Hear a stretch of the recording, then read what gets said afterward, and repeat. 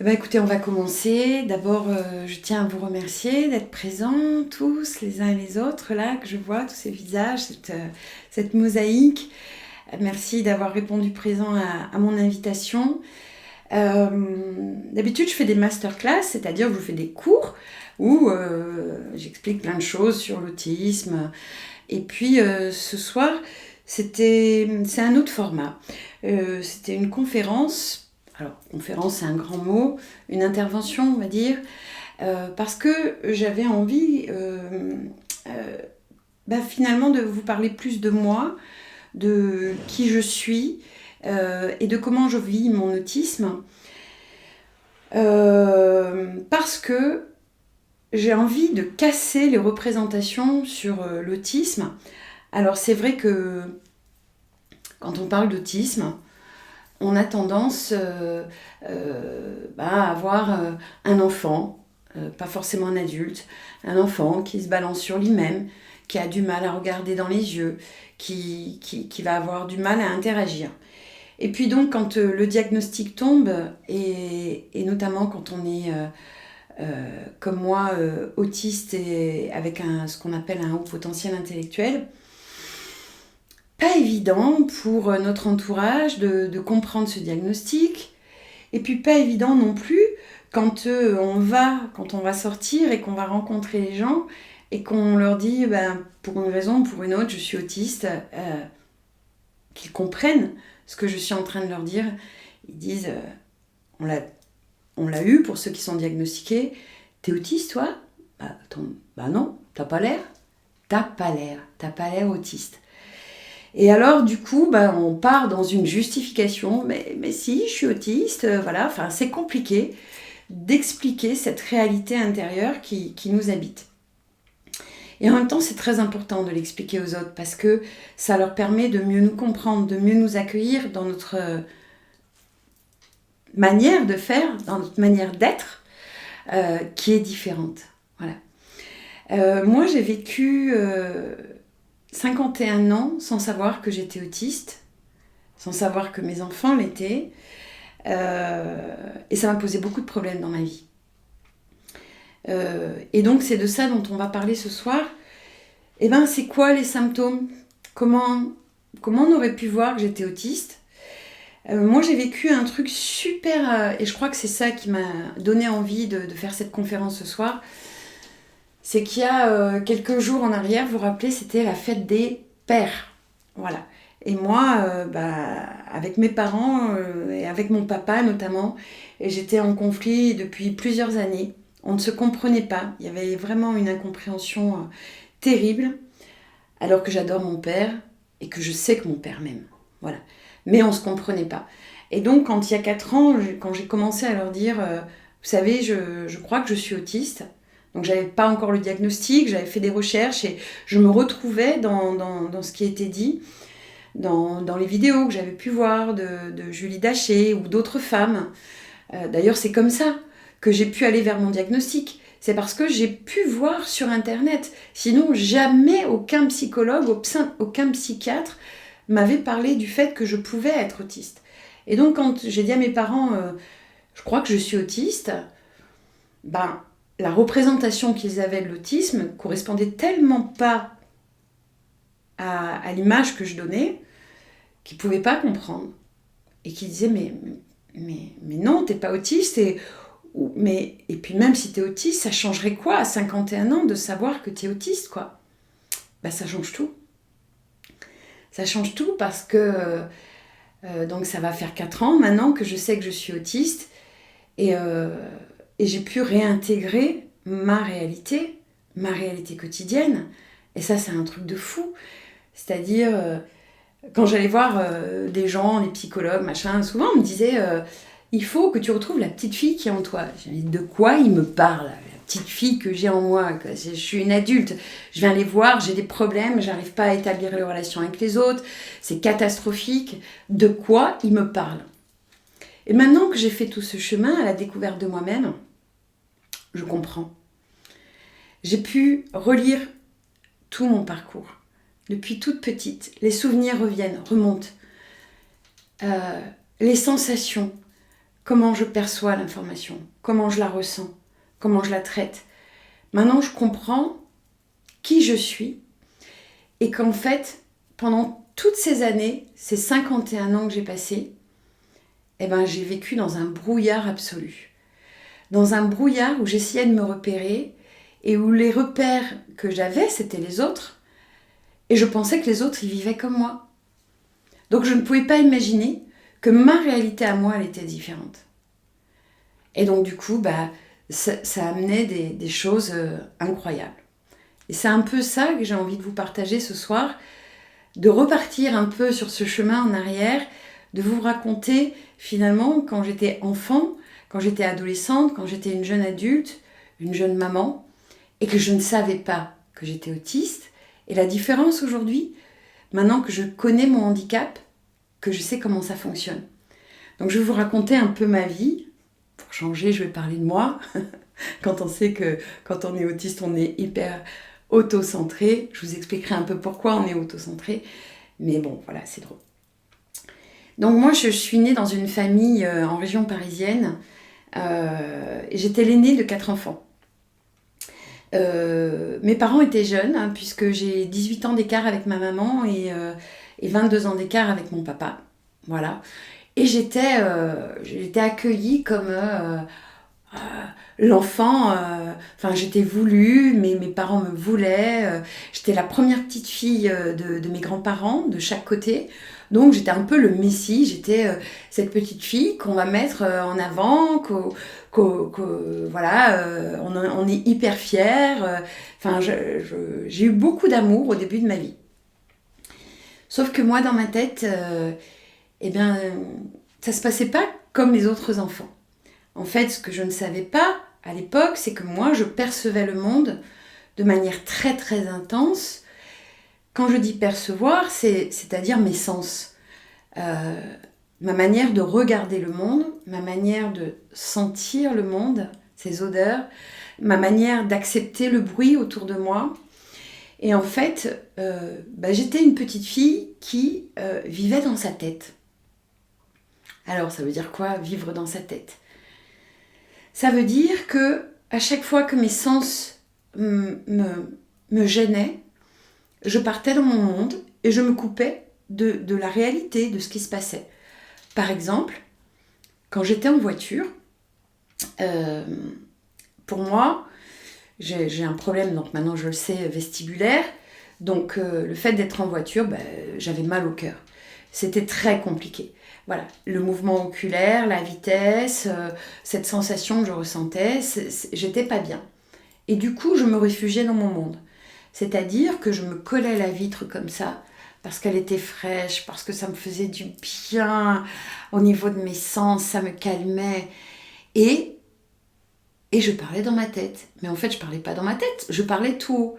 Donc, je me racontais des histoires. Alors oui, le chien il est arrivé, et puis il a dit ci, il a fait ça, et je partais dans des... Alors on peut appeler ça des délires, on peut dire ce qu'on veut, mais dans mes histoires, je me racontais des histoires dans ma tête, des scénarios. Mes parents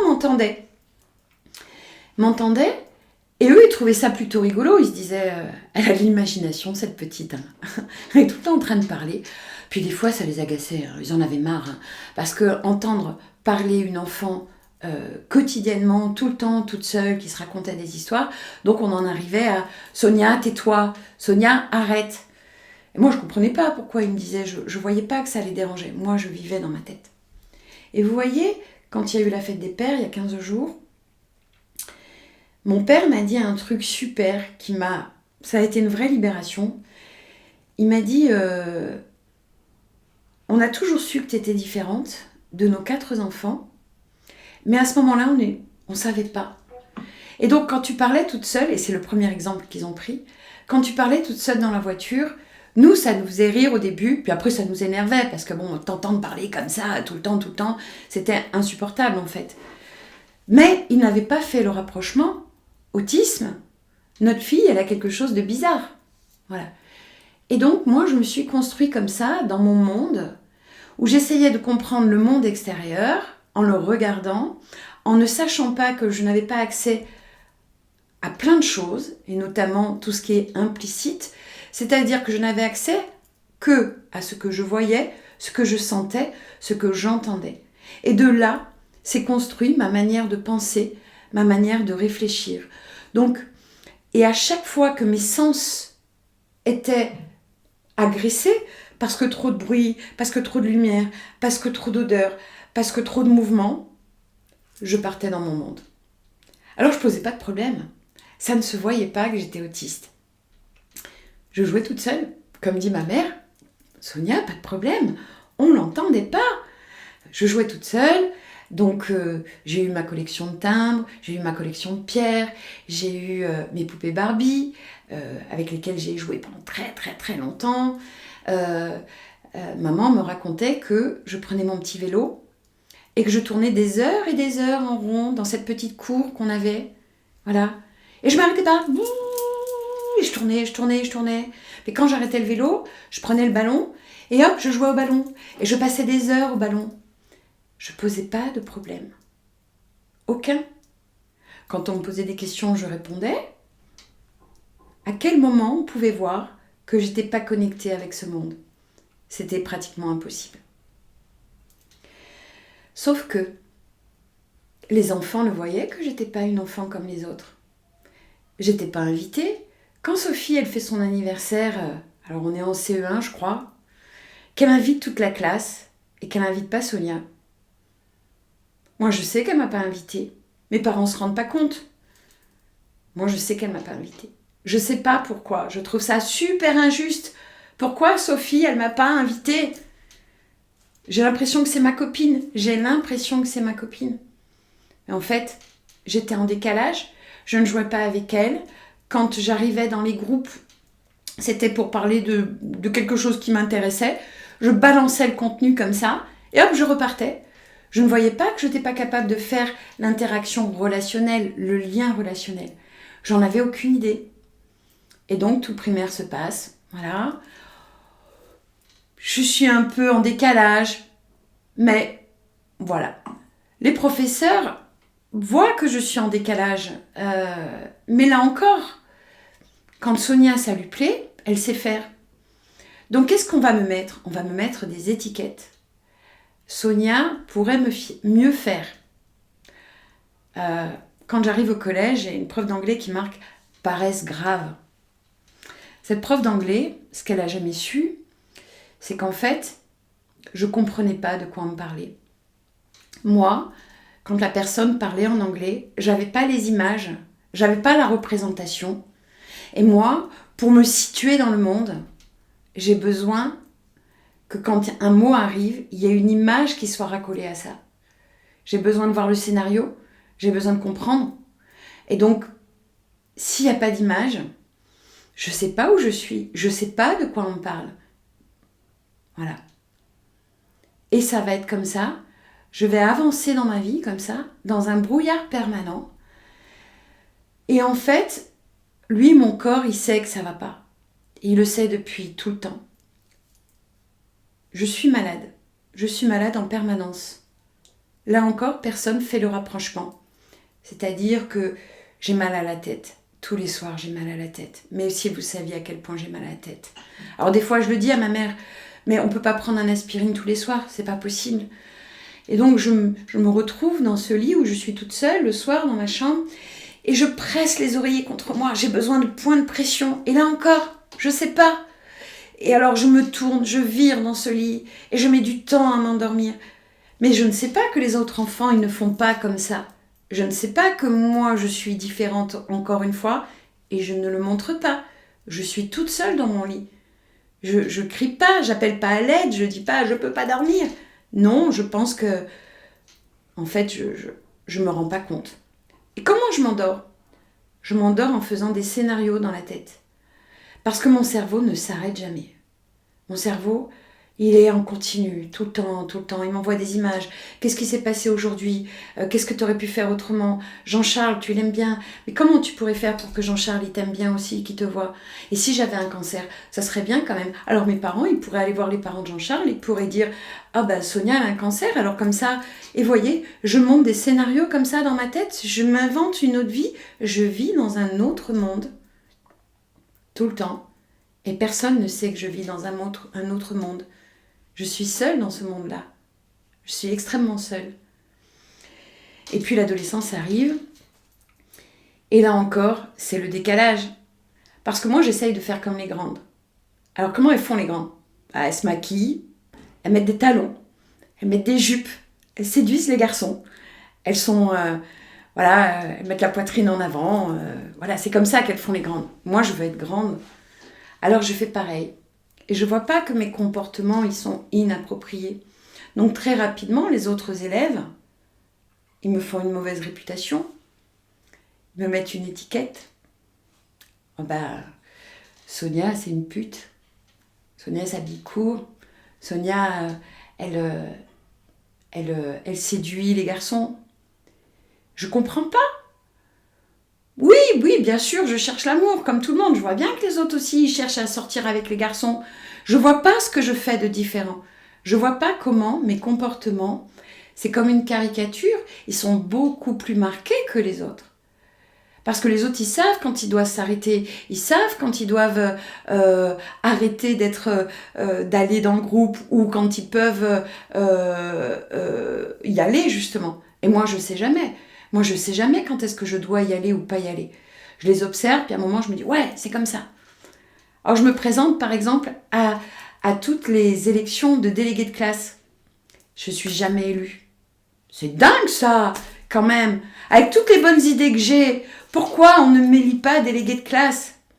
Et là encore, personne ne voit rien, ni les profs, ni mes parents, voilà. Et moi, je comprends pas.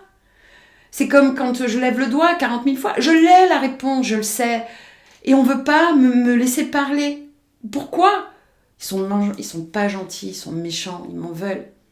Et je vais me construire comme ça, en opposition aux autres, sans vraiment savoir pourquoi, sans vraiment... Je peux pas dire qu'à l'époque, je me dis, les gens, ils sont cons. Et donc, je me réfugie dans mon monde à moi. Mon monde à moi, il est derrière vous. C'est les livres. Je lis. À l'époque, c'est pas la télé. Hein. Je lis et j'écris. Et je commence à écrire mes premiers poèmes. J'écris parce que écrire, finalement, ça me permet de mettre en mots ce ressenti que je n'arrive pas à partager avec les autres, cette connexion que j'arrive pas à faire, ce lien relationnel que j'arrive pas à faire et où je comprends pas. Et donc j'écris tout ce que je comprends pas. J'écris cette solitude, je crie sur le papier cette solitude. Et là encore, personne ne sait que je suis seule dans mon monde. Personne ne me voit. Voilà. Et je passe en seconde. Hop, allez.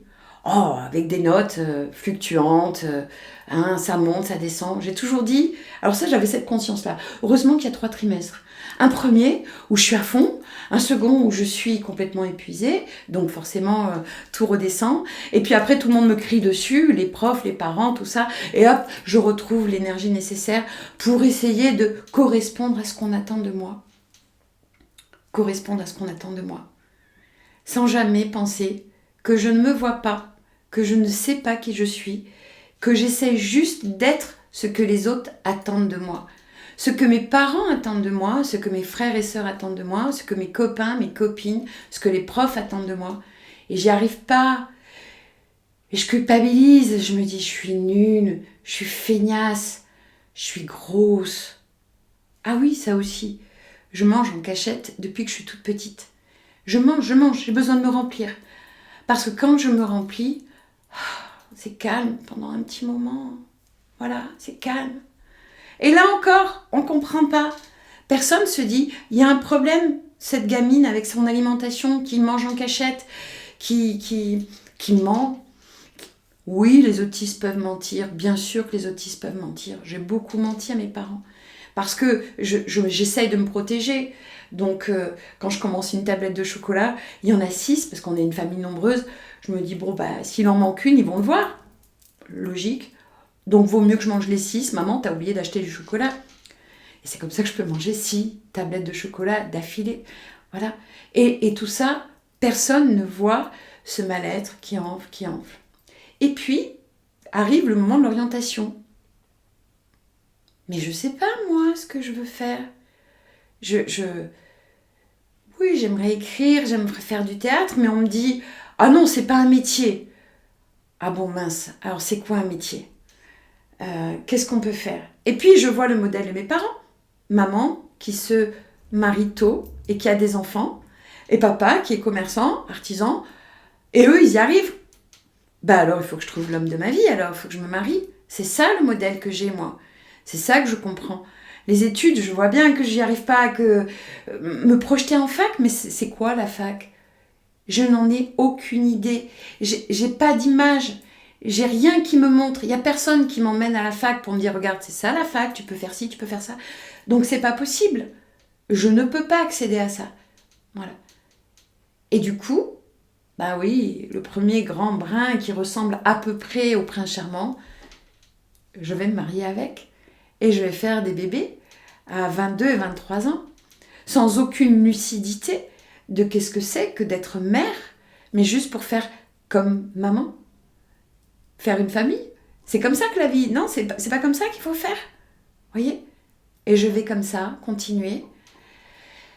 Et forcément, bah, les bébés, ils arrivent, donc vous imaginez la sensorialité. Donc je fais des crises de tétanie, des crises de spasmophilie, je pars en dépression, en burn-out.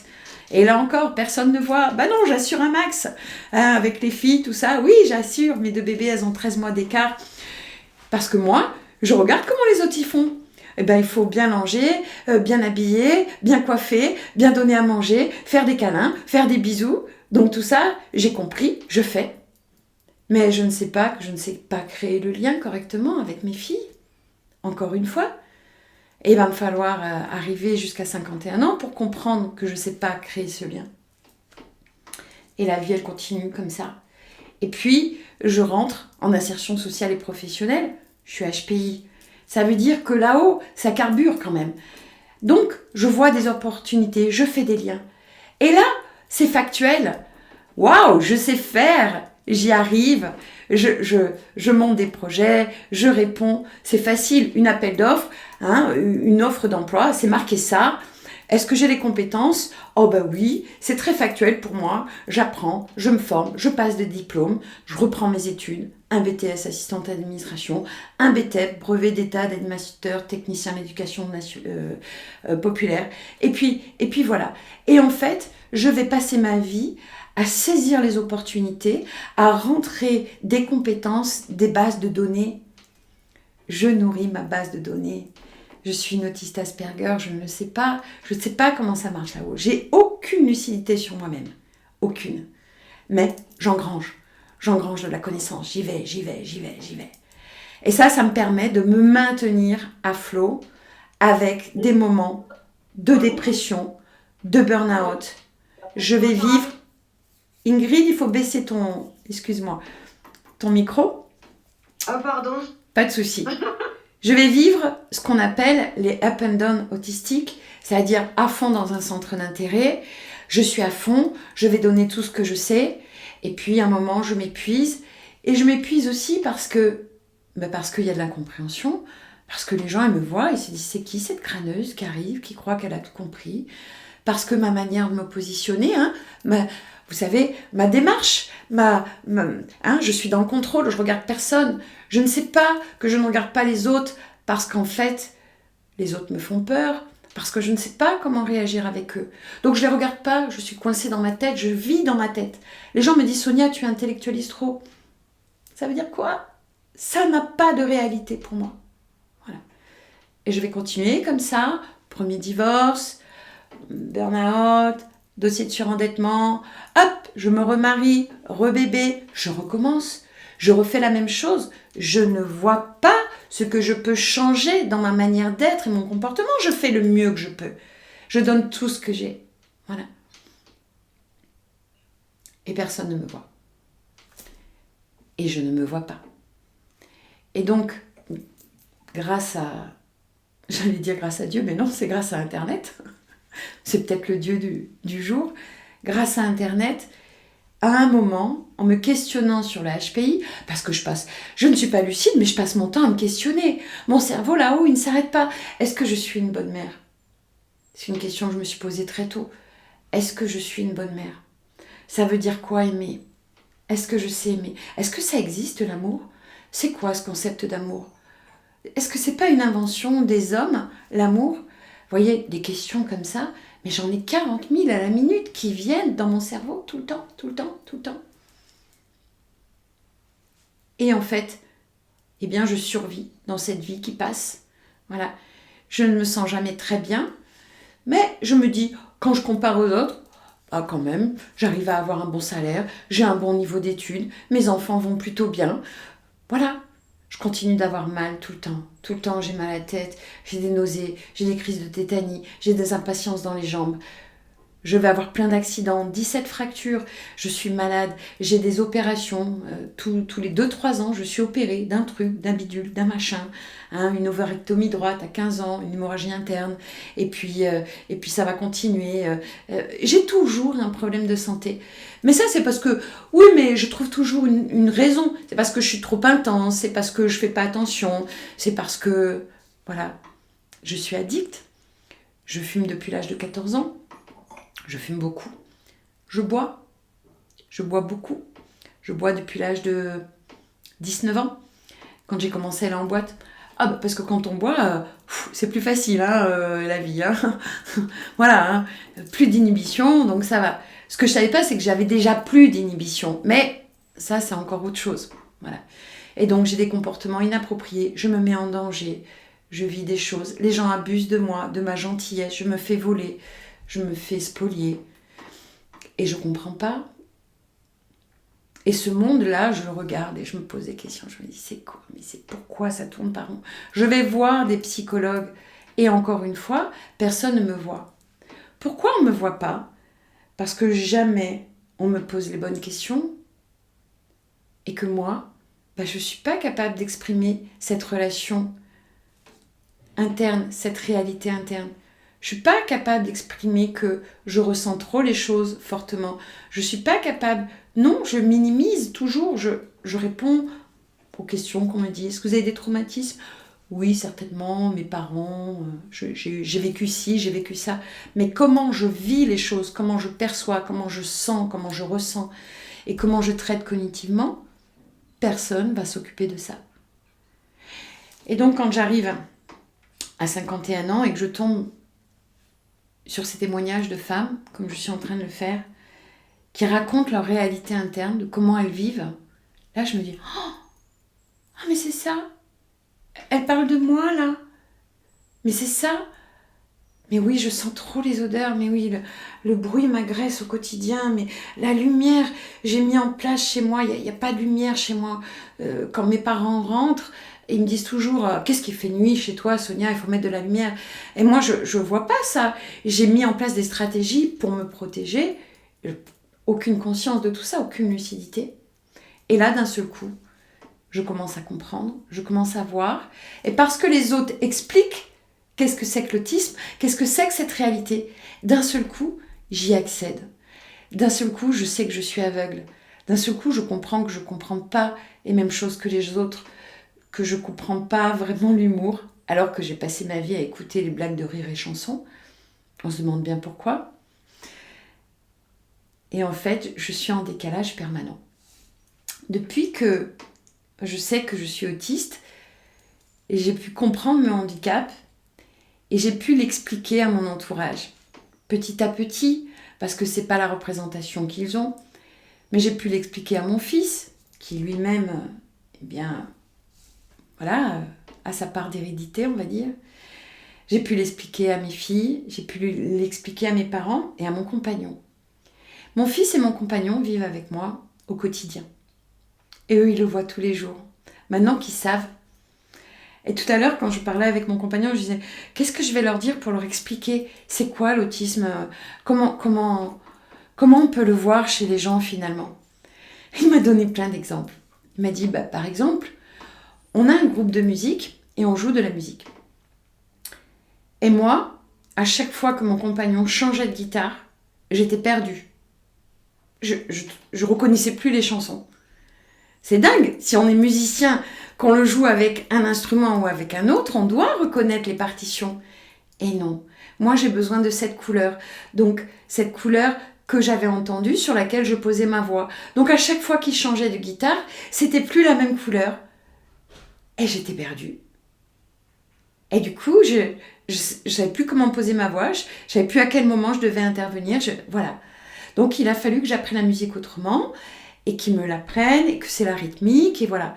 Et aujourd'hui, maintenant, je suis capable d'intégrer, eh bien, si je change de guitare, c'est beaucoup moins impactant pour moi. Et vous voyez, le nombre de fois où on s'est engueulé parce que je disais « Mais non, tu peux pas changer de guitare ». Il me disait « Mais ça change rien ». Je dis « Mais si, ça change tout ». Ça changeait tout pour moi. Pour moi, ça n'avait plus la même couleur. Ça n'avait plus la même résonance. C'était différent. Eh bien, tout ce que les gens me disent, toutes les odeurs que je sens, tous les bruits que je vois, sont différents de ce que les autres entendent, de ce que les autres voient, et je les réinterprète à ma manière. Voilà. Je suis pas à côté de la plaque, c'est pas ça que je veux dire. Je ne parle pas le même langage que les autres. Et donc, si je n'ai pas les bons codes, si je n'ai pas les bons indicateurs, je suis perdue. Quand je suis dans ma cuisine, s'ils tapent pas avant, s'ils disent pas « on va rentrer, on est là », eh bien, le fait qu'ils arrivent derrière moi, je vais sursauter. C'est mon quotidien. Voilà, c'est mon quotidien. Ce côté « ah, voilà. Et je leur en veux. Alors maintenant, je leur en veux plus parce que je sais que c'est pas de leur faute, que c'est moi qui ai du mal à intégrer tout ce bruit, toutes ces odeurs, voilà. Et que tout ça, eh bien, ça a conditionné ma manière de comprendre les gens, de comprendre la vie. Je suis d'une immaturité affective. Alors, j'ai grandi, parce que j'ai appris à reconnaître les bons indicateurs maintenant, voilà. Mais avant, par exemple, quand je rencontre mon compagnon, je ne le vois pas. Il ne correspond pas à l'image que je me fais de l'homme qui doit m'aller. L'homme qui doit m'aller dans ma tête. Il fait 1m80, il est grand, il est brun, voilà. Sauf que mon compagnon, il fait 1m71, il est blond, il a les yeux bleus. Donc quand il vient pour me voir au restaurant où je travaille et qu'il vient et qu'il mange en face de moi et que j'apprécie de parler avec lui, jamais je ne le vois comme une possibilité amoureuse. Jamais. Ça ne me vient pas à l'esprit. Il ne rentre pas dans mes codes. Il ne rentre pas dans ma manière de voir. Et c'est ma serveuse qui va me dire « Tu sais que Laurent, il vient pour toi ?» Comment ça, il vient pour moi ? Ah, Sonia, tu lui plais. Il vient parce que tu lui plais. Ça se voit, il est en interaction avec toi. Ah bon, mais tu veux dire, il vient... il me drague. Oui, il te drague, Sonia, il te drague. Mais c'est pas possible, mais il peut pas me draguer, mais je peux pas lui plaire. Je fais 112 kilos à l'époque. Pour moi, il faut que le rapport poids-taille, ça compte dans la relation. Faut que si je fais 112 kilos, il faut qu'il y ait un mec qui soit vachement plus grand, qui me sécurise, vous voyez. Et donc, ce petit bonhomme, il peut pas me sécuriser. Voilà. Et parce qu'elle me dit, mais si, vous allez bien ensemble, parce que d'un seul coup, elle m'ouvre la possibilité, alors je peux voir mon compagnon d'une autre manière. Je ne sais pas si vous vous rendez compte à quel point l'autisme est présent là. C'est ça l'autisme. L'autisme, c'est pas le fait de ne pas savoir communiquer. Je sais très bien communiquer, je sais très bien parler. Regardez, ça fait 30 minutes que je parle sans m'arrêter. Donc, je sais très très bien parler.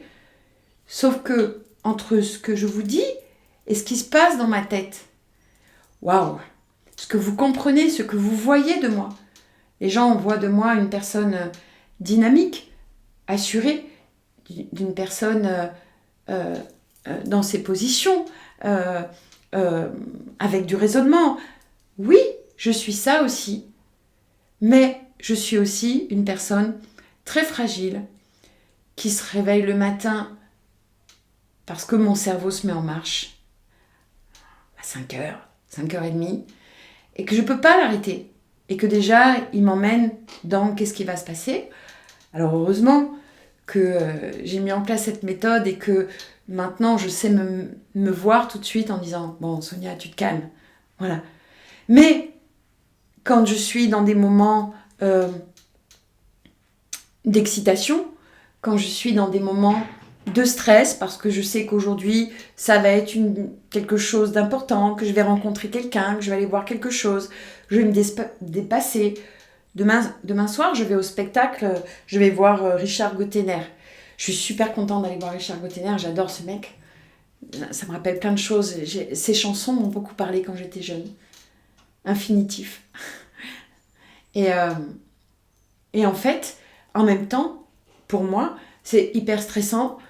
Depuis 2 jours, je me demande comment je vais aller à Avignon, où est-ce qu'on va se garer, à quelle heure il faut que j'y aille. Est-ce qu'il faut y aller bien en avance ou pas? Est-ce que c'est le bon théâtre? Il faudrait bien que j'aille regarder si c'est vraiment le théâtre qu'on m'a dit, à quel endroit il se trouve. Et ça, c'est hyper anxiogène, quoi. Voilà. Vous voyez, il n'y a jamais rien de facile. Tout est intellectualisé, tout est anxiogénisé, et je dois tout mettre à distance, tout le temps, tout le temps. Donc quand on me dit « t'as pas l'air autiste », je leur dis « viens vivre avec moi 24 heures. Viens me voir quand je m'endors le soir sur le canapé, parce que moi j'ai besoin pour m'endormir d'avoir la télé qui marche, et qui du coup à un moment mon esprit il va lâcher, quoi. Voilà. Je regarde un truc puis la fatigue m'emmène. Et si jamais Laurent à côté il a le malheur de faire tomber un truc sur la table, il fait ça avec ses ongles des fois, clac, clac. Je fais des bonds comme ça dans le lit. Qu'est-ce qui se passe? Et là, on est où? C'est quoi? Mais vous vous dites, mais c'est qui cette fille, quoi? Qu'est-ce qu'elle fait? Voilà. Au quotidien avec mes amis, c'est mon incapacité à ne pas parler d'autisme, qui est mon centre d'intérêt, quand je suis avec eux.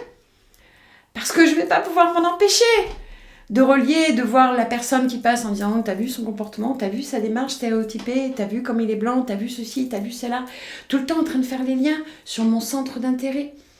J'avais été voir un concert, je participais à une journée où on faisait des concerts, on chantait, tout ça, et donc il y avait plein de gens. On se retrouve sur une table, et bien sûr, comme toujours, vous savez comment c'est, quand on est tous ensemble, on se présente les uns les autres. Ah bon, alors toi, t'es qui? Qu'est-ce que tu fais? Machin, ça arrive à mon tour. Et toi, Sonia, qu'est-ce que tu fais? J'ai un organisme de formation, je m'occupe des personnes HPI TSA, autistes de haut niveau. Ah, d'accord, c'est super intéressant. C'est un sujet parce qu'il y a de plus en plus de personnes qui sont confrontées à ça, qui intéresse beaucoup. Donc là, tout de suite, dire « Ah, c'est super intéressant et tout ». Et je dis « Ouais. » Moi-même, je suis autiste. Et à ce moment-là, je le dis. « Ah bon? T'as pas l'air autiste. Voilà. » Alors, je leur dis « Vous savez quoi? On va passer l'après-midi ensemble. Et puis, ce soir, vous me direz.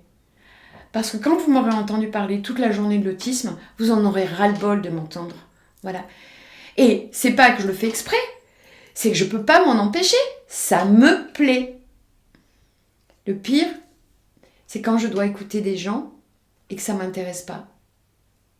J'essaye d'être bienveillante, d'être accueillante. Mais en fait, ce qu'ils disent, ça ne m'intéresse pas. Ça m'est arrivé dernièrement, on est allé à un restaurant, il y a un gars qui est venu parler, il commence à parler musique et tout. Et je voyais que le lien, il ne se faisait pas. Je suis partie dans mon portable, je ne l'écoutais plus. J'étais plus là. À un moment, je m'en suis rendu compte, je me suis dit, c'est pas très poli quand même. Heureusement que mon compagnon faisait la conversation. Je vous parle de ça, c'était avant-hier soir. Autiste, je suis autiste, je vais rester, ça va rien changer. Ce qui change, c'est qu'aujourd'hui, je le sais, je connais mon handicap, je suis capable de me protéger, je suis capable d'être lucide sur ce que je ne vois pas, ce que je ne comprends pas, je suis capable de le dire aux autres, de dire là, c'est trop, là, je t'entends pas, là, j'ai pas compris. Voilà. Ça me laisse aussi l'opportunité d'être ce que je suis, d'être la petite fille. Mon fils, il a fait un truc super dernièrement. Il m'a filmé en vidéo quand je ris. Donc, il y avait une blague qui passait et je me suis mise d'un fou rire. Et en fait, il a trouvé ça tellement drôle qu'il m'a filmé quand je ris. Et on a continué, en fait, il a continué de me faire rire. Donc, ce rire, il est terrible, il est serein, il est généreux, il est moi, dans toute, j'allais dire, mon naturel. Et puis ce soir, il arrive, juste avant, là, je me reposais, enfin pas ce soir, en début d'après-midi, il arrive. Et puis il commence à vouloir me parler, et je lui dis, écoute, je suis pas très bien, il faut que je me repose, tu sais, ce soir j'ai une conférence, il va falloir que je prenne la parole, je sais pas trop ce que je vais devoir dire, tout ça. Voilà. Et là, il sort la vidéo, il me met la vidéo où je ris. Et en fait, je me vois rire, quoi. Et lui, il se met à rire. Et on s'est tapé une tranche de rire, mais vous pouvez pas vous imaginer à quel point. C'est ma vie d'autiste, ça. C'est la joie que j'ai eue à ce moment-là de ressentir d'un seul coup cette émotion avec mon fils partagée en même temps tous les deux. Mais si vous étiez arrivé à ce moment-là, vous auriez dit, mais ils sont fous tous les deux de rire comme ça, juste sur un rire qu'on avait enregistré, quoi. Voilà. C'est ça ma vie. C'est ma vie, elle est intense, elle est plurielle, elle est étrange, solitaire, elle est avec cette envie de communiquer avec vous, avec cette incapacité parfois de communiquer avec vous. Et c'est pas parce que vous le voyez pas que je ne le suis pas. Voilà. Voilà ce que j'avais à vous dire ce soir.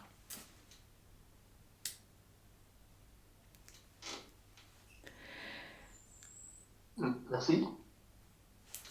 Merci à vous. Donc je vous propose maintenant de rentrer dans un échange. Parce que si vous êtes là, c'est que vous vous intéressez à l'autisme, soit parce que vous êtes diagnostiqué, soit parce que vous êtes en cours de diagnostic, soit parce que vous avez un proche, soit parce que la thématique vous intéresse dans un cadre professionnel. Et, donc voilà, je vous écoute. Est-ce que vous voulez peut-être témoigner aussi, vous, de votre propre autisme, de cette réalité qui vous habite et qui est si compliquée à partager avec les autres? Est-ce que vous avez des questions à me poser sur, je sais pas, des séquences de vie que je peux avoir vécues? Voilà.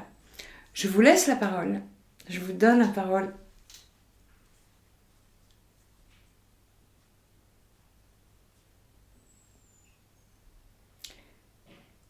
Je peux commencer, si vous êtes d'accord. Bah oui, Samir, vas-y. Vous m'entendez bien? Oui. Oui. Oui, bonsoir à tous et à toutes. Moi, je suis Samir, j'ai 48 ans. Si je suis trop long, Sonia, vous m'arrêtez, hein. Ouais. Le but, c'est pas que de parler de moi. Mais enfin, voilà, moi, je suis en cours de diagnostic, on va dire. Comment je suis arrivé à comprendre ça, c'est en voyant votre masterclass, il y a quelques semaines. Et j'ai l'impression que vous parliez de moi. Et donc, tout de suite, ce que je fais jamais, parce que j'ose pas, j'ai pris le téléphone et je vous ai appelé. Voilà.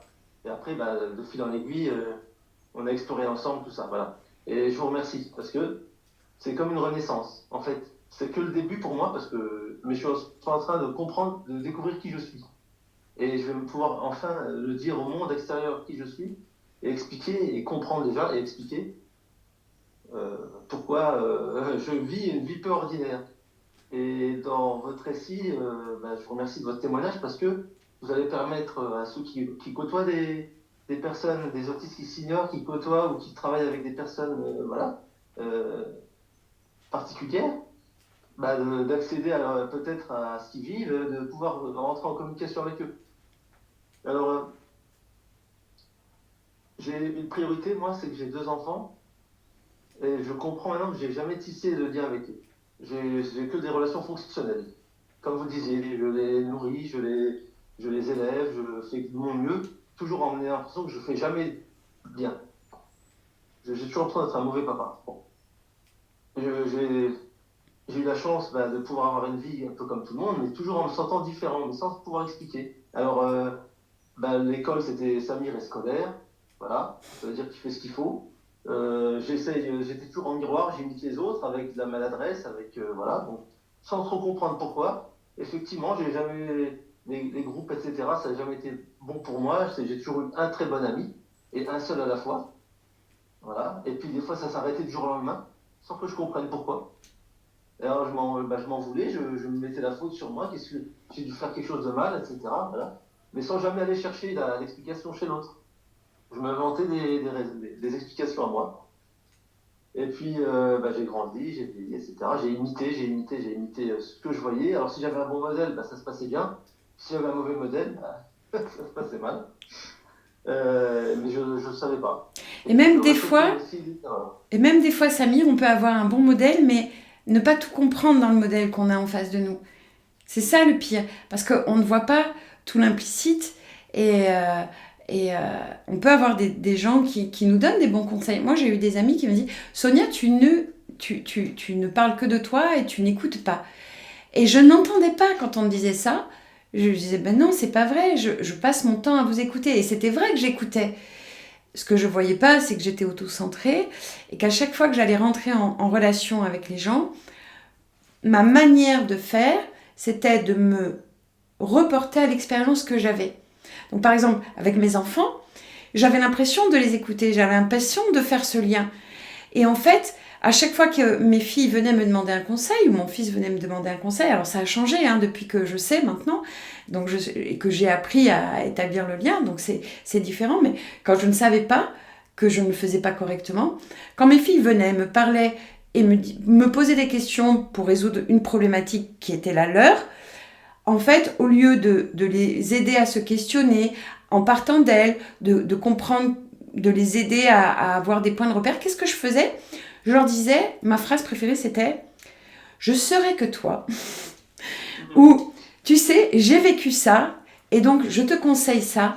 Et en fait, j'avais pas compris que ce que moi je vivais, c'était pas ce que mes filles vivaient.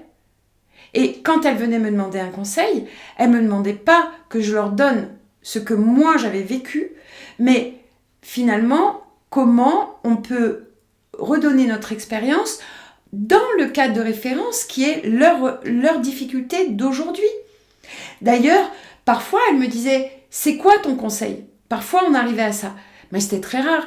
Souvent, ce qu'elles me disaient « Mais maman, je te parle pas de toi, là, je te parle de moi, là. » Et donc, on partait en conflit. Mais parce que moi, je ne voyais pas comment je pouvais faire autrement pour établir ce lien.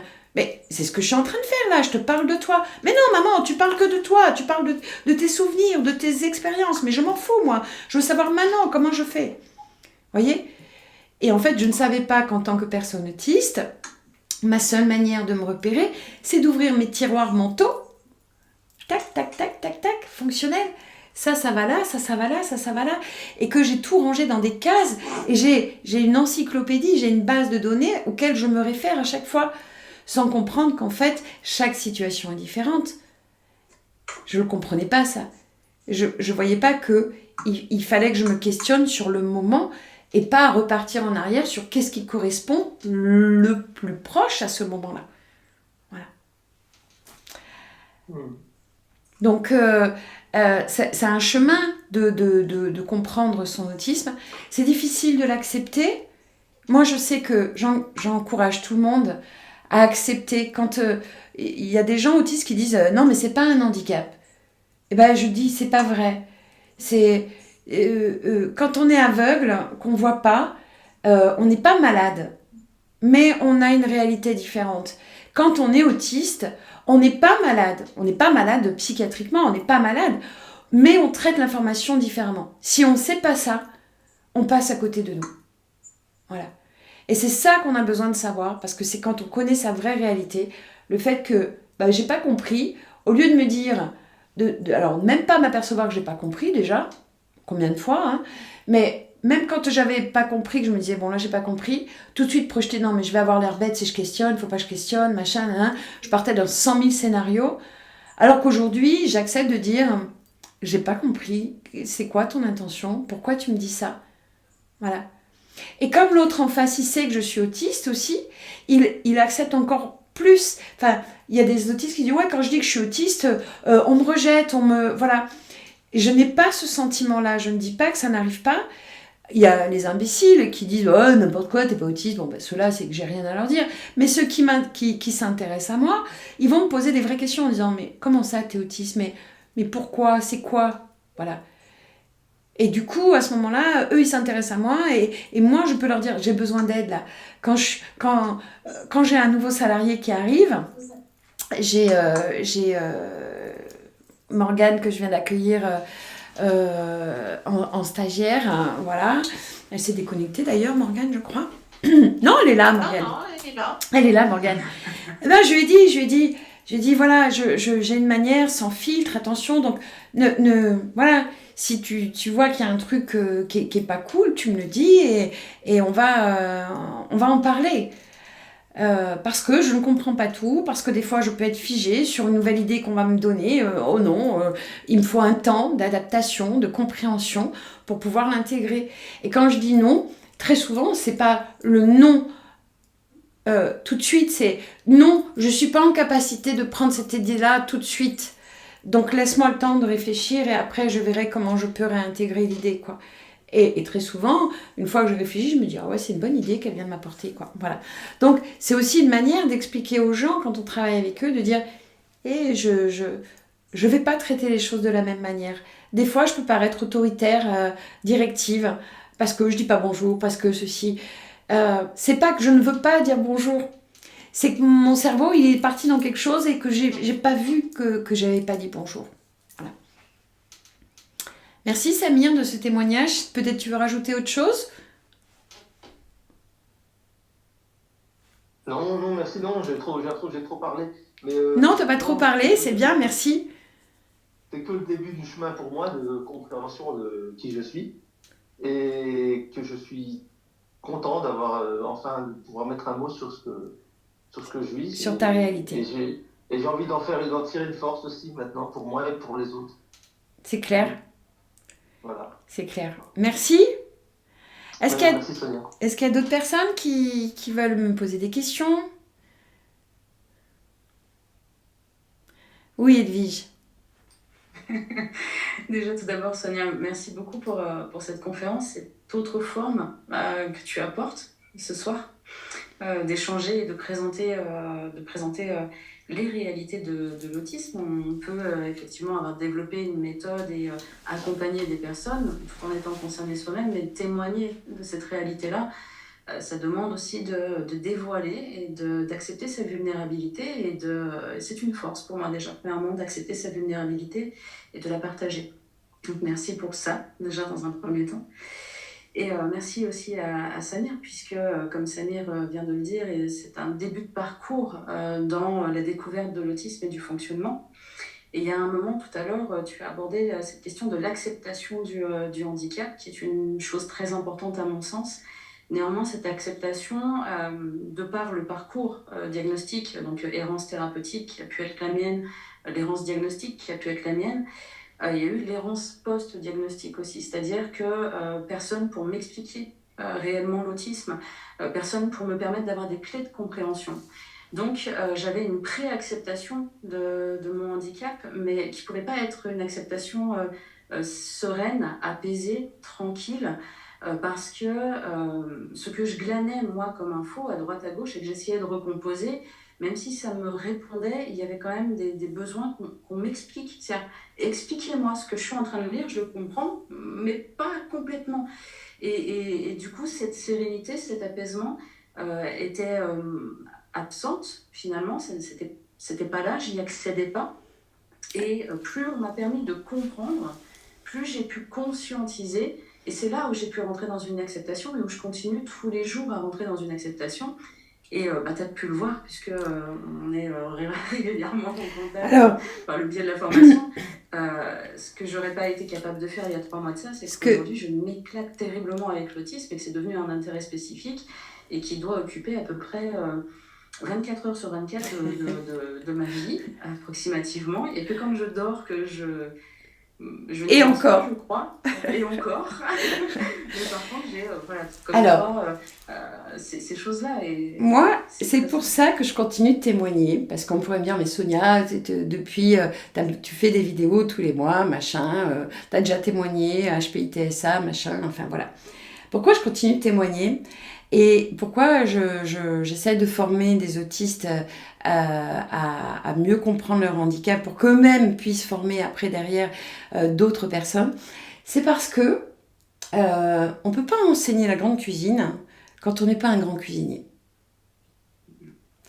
Je pense qu'il est très compliqué d'expliquer la réalité de l'autisme quand on ne la vit pas. Alors, je ne dis pas qu'ils ne peuvent pas le faire, mais quand on sait que la spécificité des personnes autistes, c'est d'avoir des images, que ces images, elles sont créées par la sensation que l'on va avoir.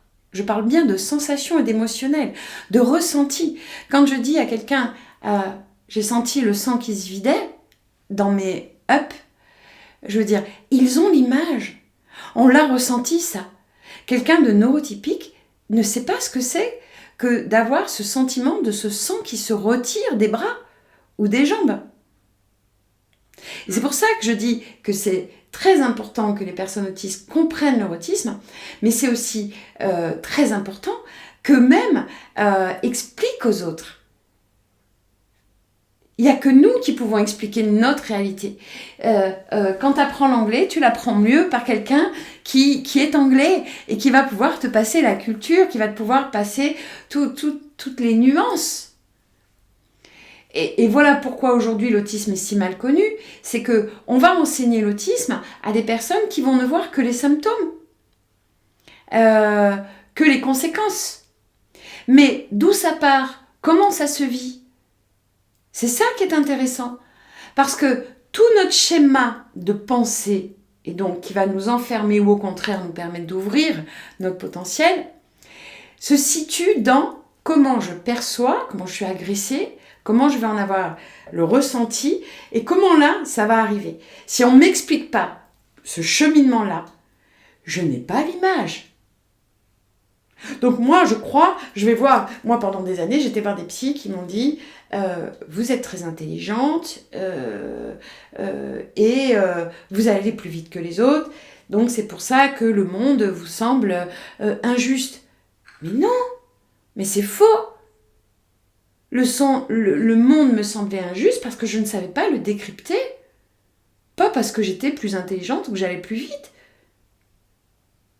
Pour autant, ça ne remet pas en cause mon intelligence et ma vitesse de connexion. Vous voyez? Mais ce n'étaient pas les bonnes réponses.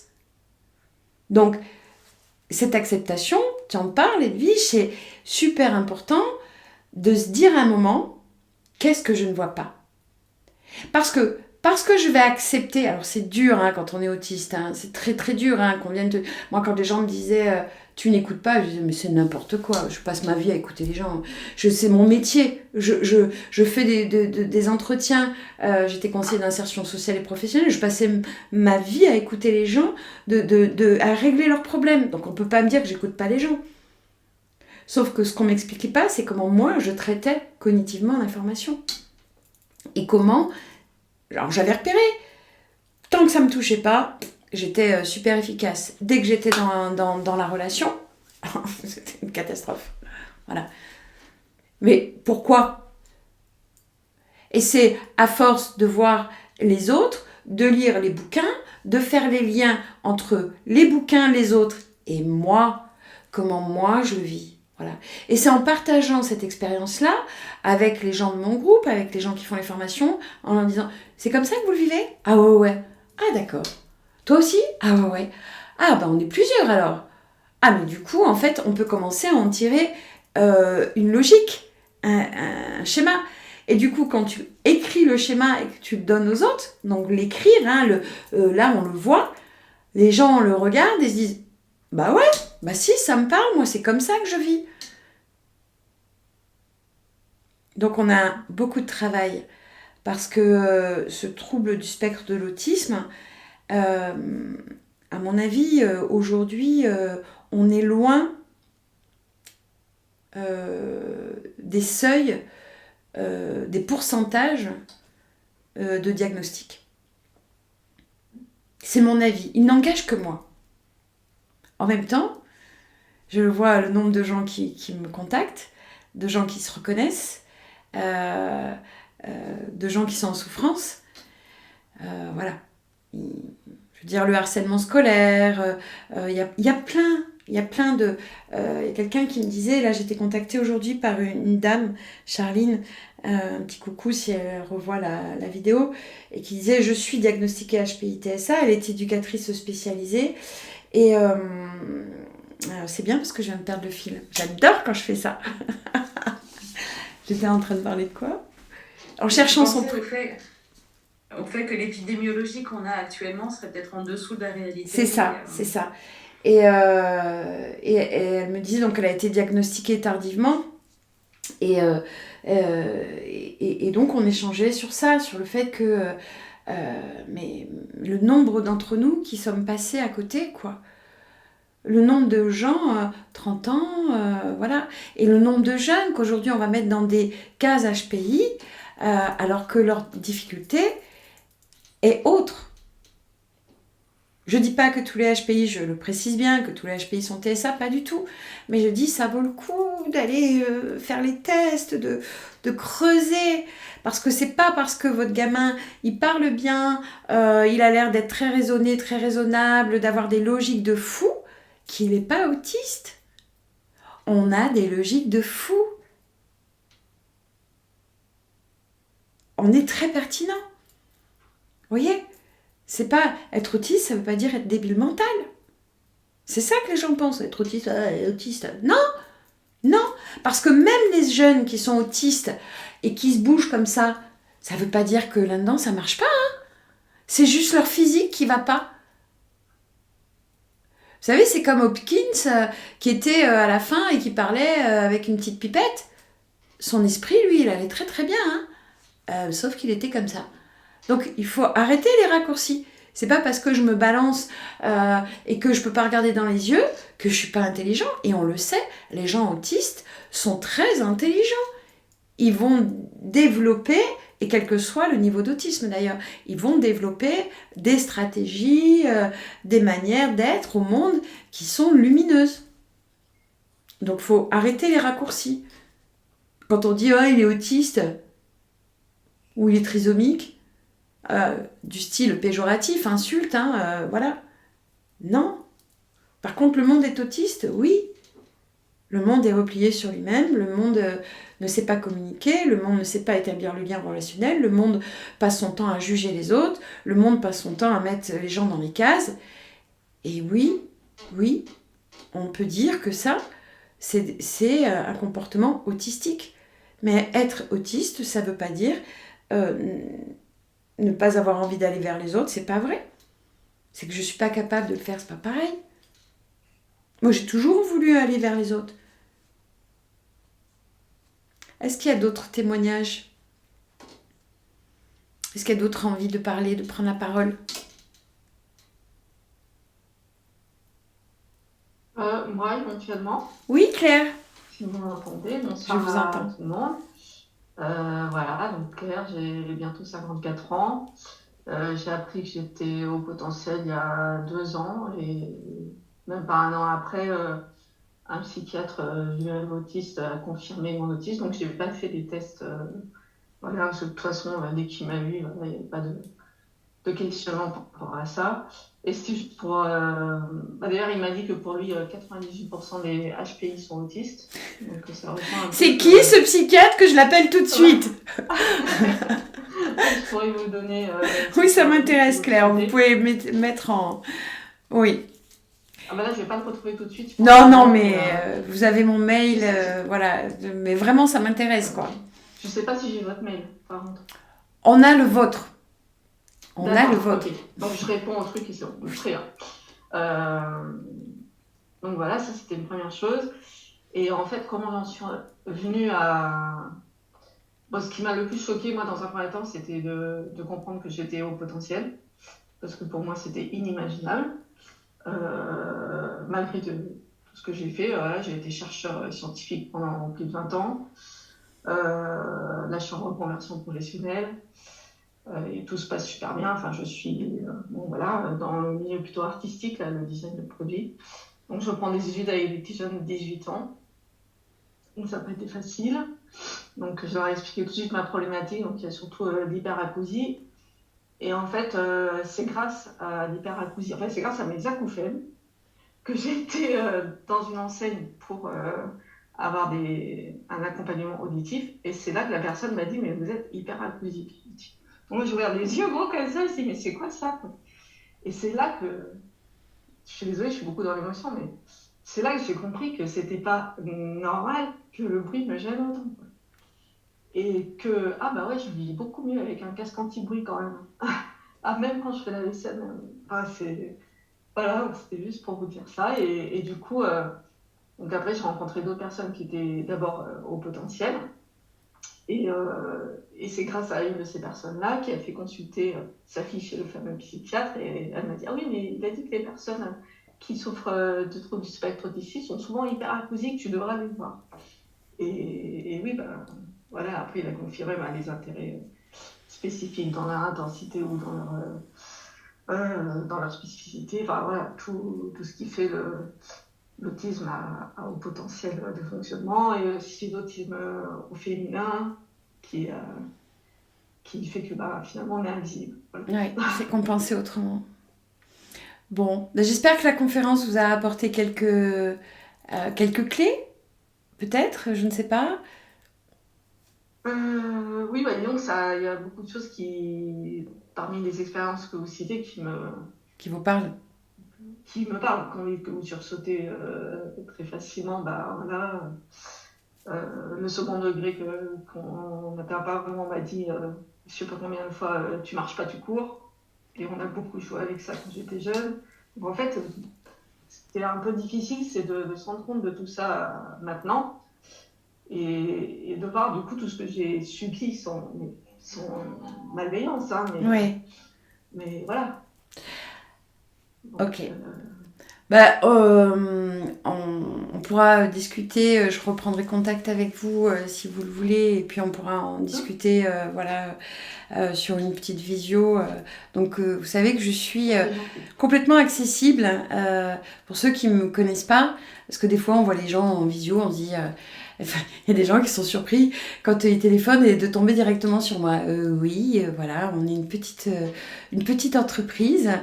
Laurent est formateur dans l'entreprise. Morgane fait la partie commerciale depuis très peu de temps. Elle vient d'arriver. Voilà. Et donc, on est accessible. Même si on travaille sur la France entière parce que la visio nous donne ça, donc ça c'est chouette, mais on est complètement accessible, voilà, donc n'hésitez pas à me contacter, à me poser des questions et vous verrez que j'y réponds avec gentillesse et envie, quoi. Donc on n'est pas... Et Laurent aussi, oui, Laurent aussi. Donc savoir qu'on est autiste, c'est une chose. Comprendre son autisme, c'est un autre cheminement. Et qui est très libérateur. Parce que vous voyez, là, aujourd'hui, vous êtes un peu dans la culpabilité, dans le sens, oh mon Dieu, tout ce que j'aurais pu faire, comment j'aurais puis les autres, et voilà.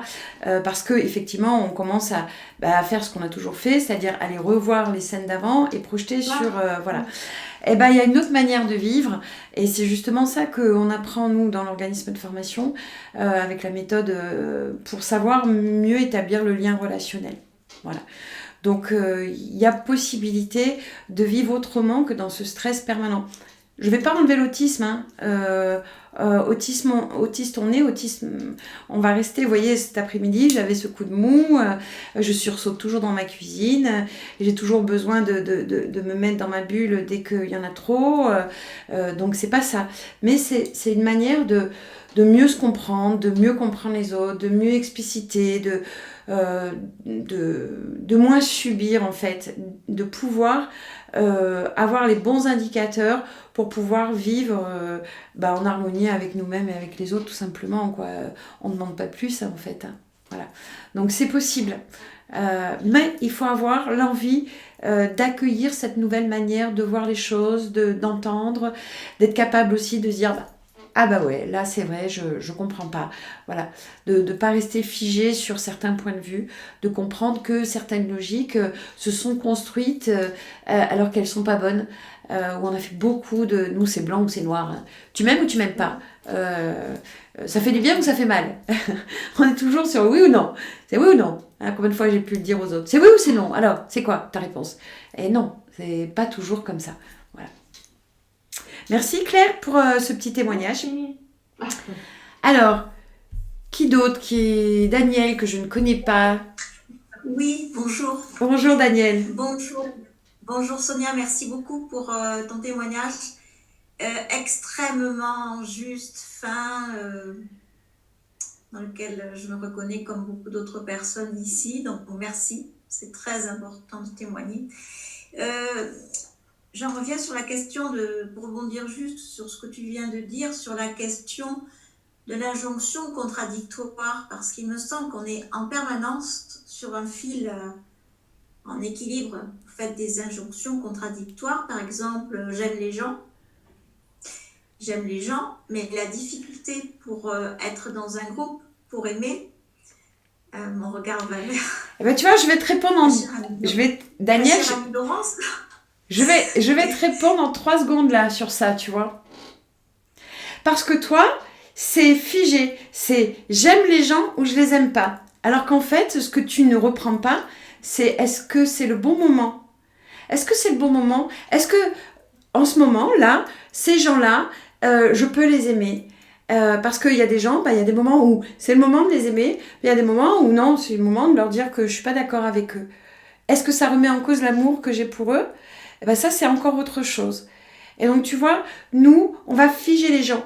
Les gens, ils nous disent quelque chose. Oh, c'est fini, je les aime plus. Oh non, hein. Ah non, ce qu'il a dit là, c'est insupportable. Mais comme on ne sait pas remettre de pourquoi il a dit ça, dans quel contexte, c'était quoi ses intentions, est-ce qu'il était lui-même apaisé ou dans la colère quand il a dit ça, tu vois? Et tout ça, nous, on ne traite pas, nous. Nous, on prend, ah oui, mais il a dit ça. On va rester sur la définition du mot. Alors qu'en fait, le verbal, c'est 7% de la communication.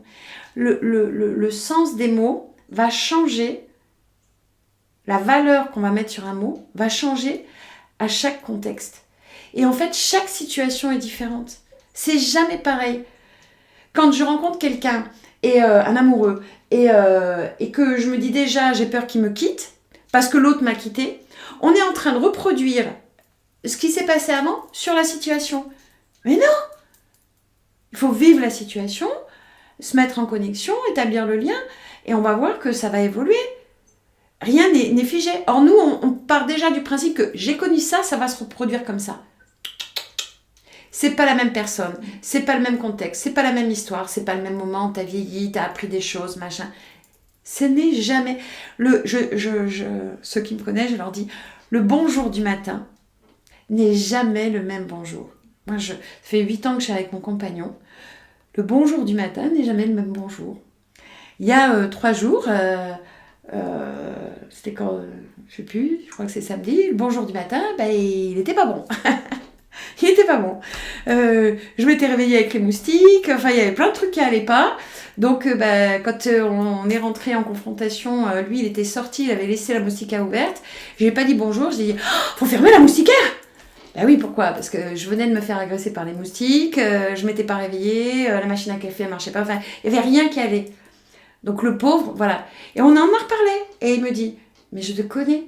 Je sais que quand tu me dis ça, c'est pas que tu veux pas me dire bonjour. C'est que là, tu vibres mal. T'es dans ton truc. Ah oui, mais ça change tout d'avoir quelqu'un qui comprenne aussi comment je fonctionne. Et qui sait qu'au moment où je dis, faut fermer la moustiquaire, je suis pas en train de l'agresser. Voilà. Sur le coup, il m'a envoyé paître. Hein. Voilà. Mais il n'y a plus rien qui se cristallise parce que on sait qui on sait qu'il n'y a pas d'intention, voilà. Et on sait qu'il y a beaucoup d'incompréhension. Vous voyez, c'est ça qui change. La valeur que vous mettez sur je t'aime pas, c'est pas comme ça que ça marche. Mais parce qu'aujourd'hui, vous analysez les situations avec seulement 45% des indicateurs. Quand on est autiste, il nous manque 55% des indicateurs, c'est l'implicite. Voilà.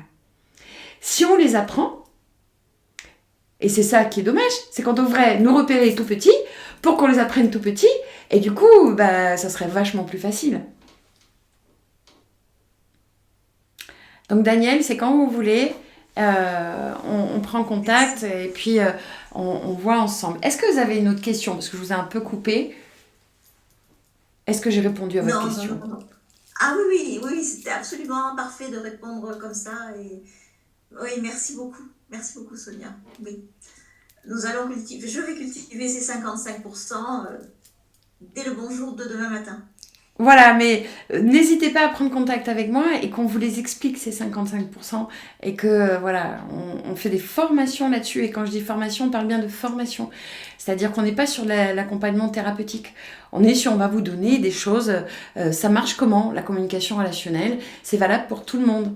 Voilà. Et quand je dis c'est valable pour tout le monde, c'est valable aussi bien pour les personnes autistes que pour les personnes neuroatypiques. Mais chez nous, on va pouvoir réintroduire en disant ah ouais, ah mais ça je le voyais pas comme ça.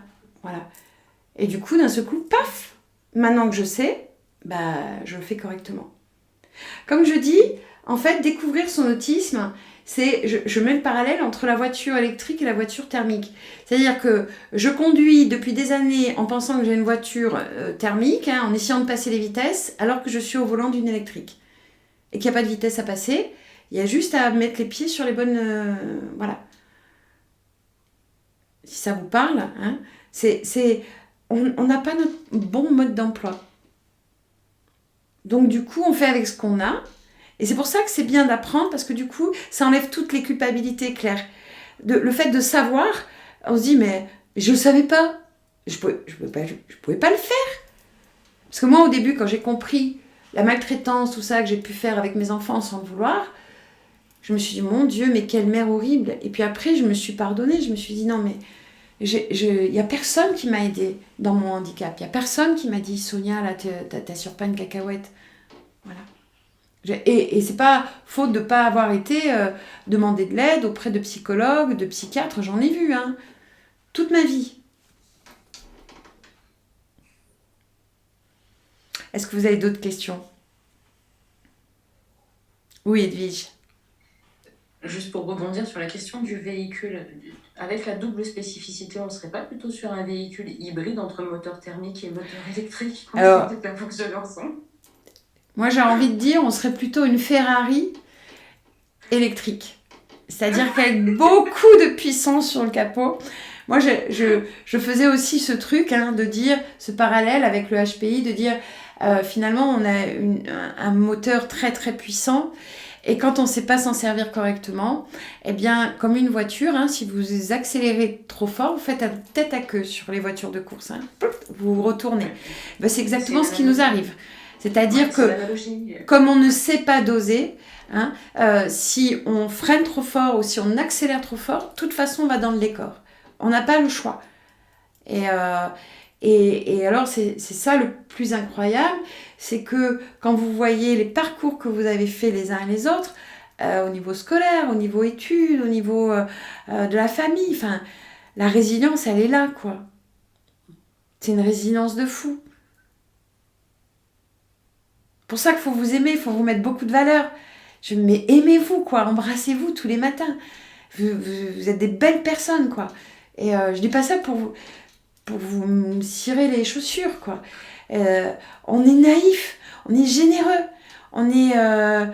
nous, on croit encore au prince charmant, voilà, au dragon et voilà, au bien, au mal, et on a raison.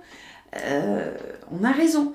Donc cette naïveté, c'est ce qui fait aussi toute notre envie d'aller, de continuer, de ne pas être déçu de ce monde. Donc aimez-vous, vous êtes très créatif, votre cerveau il n'arrête pas, mais il faut juste apprendre à le voir, à le conduire, à lui parler. On est autiste, on se parle à nous-mêmes, on passe notre temps à se parler à nous-mêmes. Mais dites-lui des choses raisonnables à votre cerveau. Ne lui dites pas « Oh mon Dieu, oh, c'est pas possible, je vais jamais arriver, qu'est-ce que je suis conne, oh voilà, oh je me suis encore stressée là-dessus, oh ni... » Tout le temps que vous êtes en train de dire ça, vous n'êtes pas en train de gérer votre haut potentiel. Vous êtes en train d'implémenter un état d'esprit négatif qui vous rabaisse. Donc dites-vous « Je sais pas faire, je vais prendre le temps. » Et parce que vous allez vous donner le temps, vous allez être performant.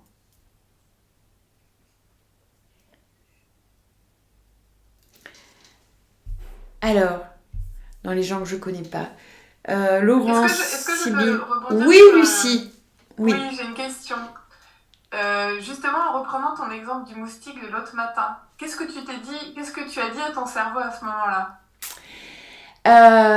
Alors, j'ai vu que j'étais énervée. Donc, je suis sortie tout de suite de la... Et alors, j'ai un témoin parce que Samir était en formation avec moi à 9h.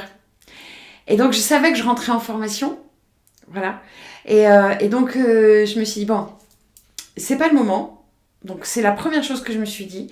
C'est pas le moment. Là, je me suis vue. Je vibre mal. Je vais prendre une douche. Je vais me calmer. Ça ira mieux après. Voilà ce que je me suis dit. C'est pas le moment de gérer ça tout de suite. Là, voilà. Je voyais que du coup, lui, il était énervé, machin. Ça m'énervait son comportement. Et d'ailleurs, je l'ai pris en exemple quand je suis rentrée en formation avec Samir, en lui disant, bah voilà, là on y est. Paf, le conflit, il tombe là. Sauf que la différence, c'est que avant, ça aurait été une vraie crise.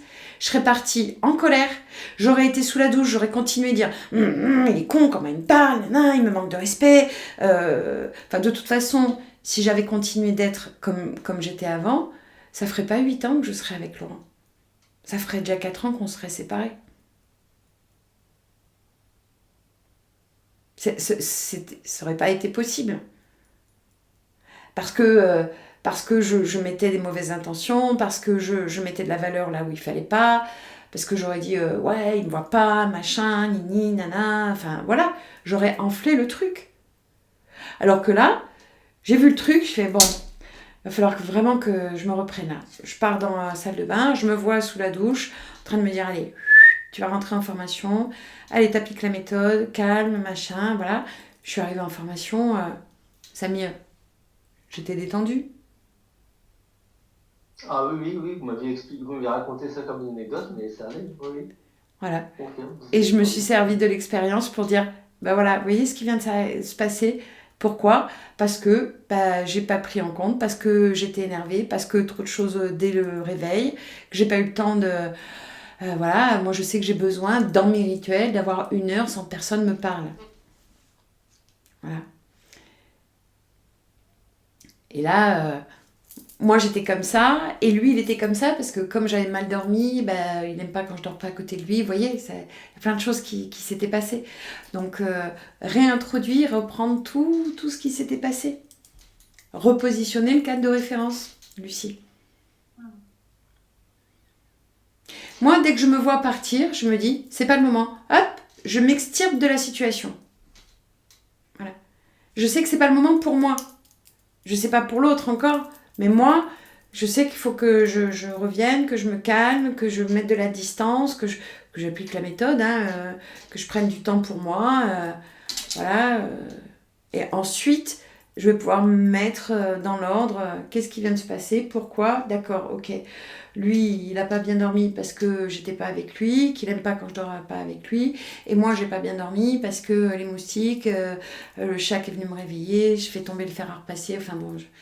C'était catastrophique ce matin. Voilà ce que je me suis dit.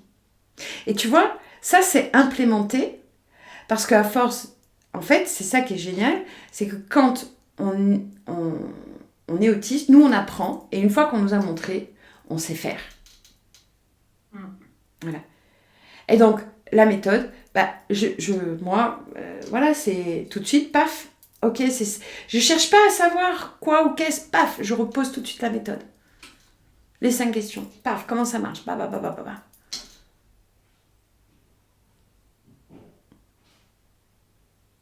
Mais ça s'apprend. C'est comme tout. J'ai pas conduit, hop, comme ça. Personne n'a marché sans se casser la gueule 1000 fois. Ça s'apprend. Ça se pratique. Personne n'est monté sur les skis et a fait la descente noire. Non, on a tous appris le chasse-neige. Personne n'a pris un stylo et a commencé à écrire un roman. C'est pas vrai. Voilà. Et ça, nous, on veut y arriver avant d'avoir commencé. Non, ça ne marche pas comme ça. Il faut s'entraîner, il faut apprendre. Alors, merci Lucie. T'avais une autre question ? Non, juste, je me demandais ça. Après, ça implique aussi que l'autre personne avec laquelle on est en communication parvienne à faire ça aussi, à laisser l'autre tranquille, à pas le traquer dans ses réponses et dans son... Non, parce que ça, tu vois, en fait, ça s'apprend aussi. C'est-à-dire quand toi, tu changes de positionnement, tu vas savoir dire stop. Et donc, du coup, bah, l'autre, s'il n'a pas de balle qui rebondit, tu vas voir, il va vite s'arrêter. Hein.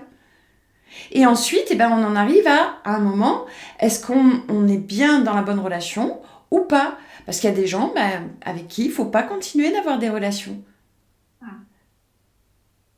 Le relationnel, c'est pas avec tout le monde. Il y a des gens pour qui on n'est pas fait, voilà, on n'a pas le même état d'esprit, on n'a pas les mêmes valeurs, voilà. Sauf que nous, quand on est autiste, on ne voit pas les gens, justement, on les aime pas par rapport aux valeurs communes, on les aime sur ce qu'on aimerait qu'ils soient. Alors pour peu qu'ils fassent la même chose, hein. Ah mince! Et oui, il faut aimer l'autre pour ce qu'il est. Pas pour ce que j'aimerais qu'il soit. Tu vois, c'est plein de paradigmes comme ça qu'il faut rechanger.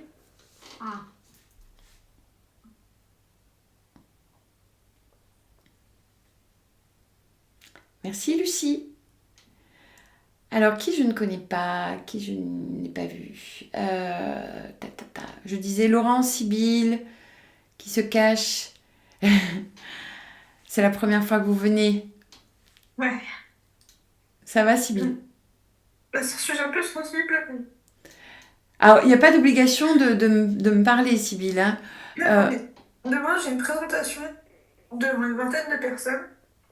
Ouais. Je l'ai fait il y a 2 semaines et je sais que je travaille dans un hôpital, je dois donner les résultats financiers des premiers trimestres 2024 et 2023. Ouais.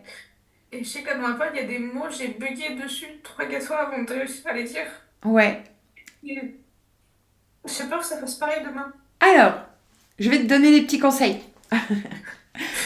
Alors déjà, tu vas faire de la cohérence cardiaque. Tu vas en faire ce soir avant de te coucher et tu vas en faire demain. À quelle heure c'est demain? À midi. À midi. Donc tu peux faire au moins 2 autres séances. Voilà. Donc la cohérence cardiaque, tu as une petite application qui s'appelle Respire-Lax que tu télécharges, Respire-Lax, et tu as juste à suivre la bulle et pendant 5 minutes, tu vas respirer. D'abord, ça va te calmer. Et tu le fais juste avant ton exercice. Quand tu sais que tu vas intervenir, tu vas aux toilettes et tu te fais ta respiration cardiaque. Ça va te permettre déjà de te faire descendre en sensorialité. Ensuite, eh bien, il faut accepter ce que tu es. Donc, tu es certainement une bonne analyste financière parce que si c'est toi qui donnes les chiffres, c'est que, voilà, tu es en capacité de les donner. Donc, tu vas partager avec les autres cette difficulté émotionnelle et tu vas leur dire, tu vas leur exprimer, tu vas leur dire, voilà, je vais vous présenter le tableau, j'ai le trac, pour moi c'est un exercice difficile de parler devant vous, donc ne m'en veuillez pas si je loupe des mots. À partir du moment où tu vas pouvoir l'exprimer, les autres vont être beaucoup plus accueillants envers toi, ne t'inquiète pas, et toi tu vas pouvoir dérouler ton exposé sans problème. Est-ce que c'est clair ce que je viens de te dire? Merci. N'ayez pas peur de dire aux gens votre réalité interne. C'est parce que vous leur dites, parce que vous allez leur dire qu'ils vont être capables de la voir, de la comprendre. Et encore une fois, quand quelqu'un prend la parole devant tout le monde, c'est un exercice difficile et tout le monde sait que c'est difficile. Il n'y a personne pour qui c'est facile. C'est pas parce que vous pensez que c'est facile que tout à l'heure, quand je suis arrivée, j'étais pas comme ça. Bien sûr, après, on se détend, voilà, et puis c'est mon métier d'être en face à face, et puis il y a plein de visages que je connais, donc du coup, ça me rassure. Si vous étiez que des visages que je connais pas, oh là là, mon Dieu, je serais encore plus difficile. Là, tu vas intervenir devant des visages que tu connais, je présume. Que les responsables, donc il n'y a que 2 personnes que je connais. Et bien donc, tu vas leur poser le cadre de référence, tu vas leur dire, voilà, pour moi, c'est un exercice difficile, donc ne me veuillez pas si parfois je bute sur des mots, mais je vais faire de mon mieux. Et tu vas dérouler ton exposé, ça va très bien se passer. Cohérence cardiaque ce soir quand tu raccroches, cohérence cardiaque demain au moins 2 fois, une fois en te levant et une fois avant d'aller à l'exercice. Voilà. Ok. Et, tu nous enverras un petit mail pour... tu as le mail de Laurent puisque c'est lui qui t'a envoyé... voilà. Tu envoies un petit mail pour nous dire comment ça s'est passé. Ça marche. Voilà. Merci. N'ayez pas peur d'exprimer votre réalité. Il n'y a rien de honteux de dire j'ai le trac, j'ai la trouille. C'est humain. Et vous, ça vous permet, le fait de le dire, de le sortir de vous. Plutôt que ça tombe en métacognition. Merci Sybille de ta confiance, de t'être exprimée. Laurence, un petit mot, c'est la première fois que je vous vois. Oui, bah, merci à tous et merci à toi pour ton témoignage dans lequel je me retrouve. Donc depuis tout à l'heure, en fait, tu as prononcé Laurence et hop, il y a Lucille, je crois, ou Lucie qui s'est exprimée. Et depuis, en fait, dans ma tête, c'est oh là là, il va falloir que je prenne la parole. Donc en fait, c'est brouillé complet. Et j'essayais d'écouter ce qu'ils disaient, mais j'avais beaucoup de mal. Voilà. Ouais. Bon, tu vois le processus là de la métacognition. Oui, là, pour le coup, oui. C'est un bel exemple. Ouais. Bon, bah, l'important c'est que ça t'a plu. De toute façon, vous savez que je suis joignable. Donc voilà. Je vous ai parlé aussi du programme, forcément, du travail que l'on fait. Vous avez des témoignages en ligne sur la chaîne YouTube. Il y a Véronique qui est là ce soir et qui a témoigné. Il y a Edwige qui a témoigné. Laurent qui était l'intervieweur. Enfin, voilà. Linda qui a témoigné. Voilà. On a des solutions qui permettent de régler vraiment beaucoup de choses. Après, il faut être prêt, il faut avoir envie. C'est vous qui devez sentir les choses. Voilà. On n'essaye pas de vous vendre un truc parce que faut vraiment que ça soit un besoin que vous exprimiez, que vous disiez là j'ai besoin qu'on m'accompagne, qu'on m'aide, qu'on me montre. Et là ça marche. Voilà. Donc c'est quand vous vous sentez prêt à dire j'ai envie d'être formée sur ce mode d'emploi, comment je peux faire. Donc je vous encourage à aller sur mon site internet, à voir les formations qu'on propose, à prendre rendez-vous avec moi pour avoir un entretien de positionnement puisque donc l'entretien de positionnement et les entretiens de repérage, c'est des entretiens où on va évaluer votre mode cognitif, où je vais pouvoir vous montrer si vous avez de la cécité contextuelle, de la compréhension littérale, plein de petites choses que c'est très compliqué de voir tout seul. Voilà. Donc n'hésitez pas à me contacter, ça on peut le faire. Et voilà. Et donc on va finir là. Laurent, tu voulais parler ? Non ? Non, je dis qu'on peut te contacter facilement toi, on peut me contacter facilement moi aussi. Oui. Parce que ton emploi du temps n'est pas rallonge, ma chère Sonia. C'est vrai. Parfois j'ai tendance à exagérer sur mon emploi du temps. Merci Laurent. Je vous remercie de votre confiance. Je vous laisse vous déconnecter. Je vous souhaite un très bon appétit. Patrice, je t'ai vu silencieux, mais tu sais que tu peux me connecter sur LinkedIn et voilà, et me donner ton retour que j'apprécie toujours.